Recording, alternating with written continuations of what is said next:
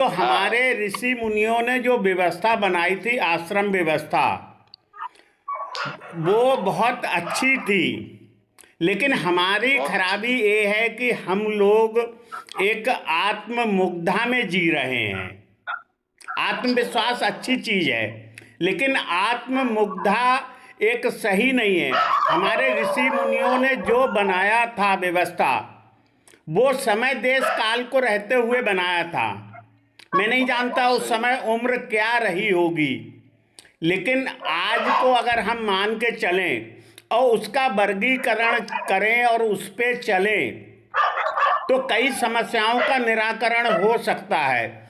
दूसरी बात भैया ऐसा है कि जैसे गीता पे जिसने भी टिप्पणी लिखी है, टीका लिखी है, उसने अपने शब्दों में उसे व्याख्यायित किया है। अब वहाँ की उत्पादन प्रणाली कुछ अलग थी प्राचीन भारत की, अब उत्पादन प्रणाली कुछ अलग है। तो हम देखें तो पति पत्नी दोनों को काम करना पड़ रहा है, जो भी कारण रहे हों। तो ऐसे में अगर थर्ड पीढ़ी अगर देखभाल को संभाले तो इसमें कोई बुराई नहीं हो सकती है। हम समझते हैं कि एक आध्यात्मिक ज्ञान ज़्यादा अच्छे ढंग से बच्चे को दिया जा सकता है।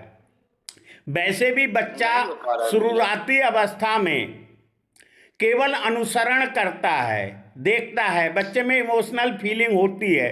अगर माँ बाप शाम को आ जाते हैं, रात को बच्चे के पास रहते हैं, तो इसमें कोई खराबी नहीं है। शुरुआती डिलीवरी के समय पे जो भी संभव हो, 1 साल या 2 साल की माँ छुट्टी ले ले और बच्चे को एक प्यार या इमोशनल फीलिंग दे। उसके बाद में तीसरी पीढ़ी नाना या दादा संभालें, देखभाल करें, तो उसमें कोई बुराई नहीं है। अगर हम प्राचीन भारत को भी देखें तो जो वानप्रस्थ काल था, जो हमारे ऋषि मुनि थे, वो लगभग वानप्रस्थ काल और संन्यास काल के ही लोग थे, और वो आध्यात्मिक या जो भी रण कौशल है उसका ज्ञान देते थे। तो वो काम अभी भी किया जा सकता है। अब समस्या ये है कि हम पैसे की खातिर अगर अपने बच्चे को दूर कर रहे हैं तो वहाँ पे समस्या आती है। बहुत से पति पत्नी हैं, मैं जानता हूँ कि एक जगह पे नौकरी कर सकते हैं, लेकिन उन्हें ज़्यादा पैसे चाहिए।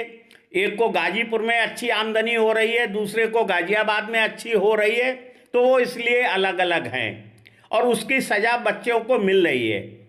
दूसरा एक कारण विकट रूप ये है, दादा दादा या नाना नानी का भी साथ बच्चों को कहाँ मिल पा रहा है। नई पीढ़ी रखना नहीं चाह रही है, जो भी कारण रहे हों, तो वो नाना नानी ना हो के एक नैनी को सौंप दी जाती है वो जिम्मेदारी। हम समझते हैं कि नैनी की जिम्मेदारी दादा दादी या नाना नानी अच्छे ढंग से निभा सकते हैं, और बाकी वक्त बदलेगा, हम वक्त को नहीं रोक सकते, परिवर्तन होगा समाज में, हमें उस हिसाब से चलना पड़ेगा।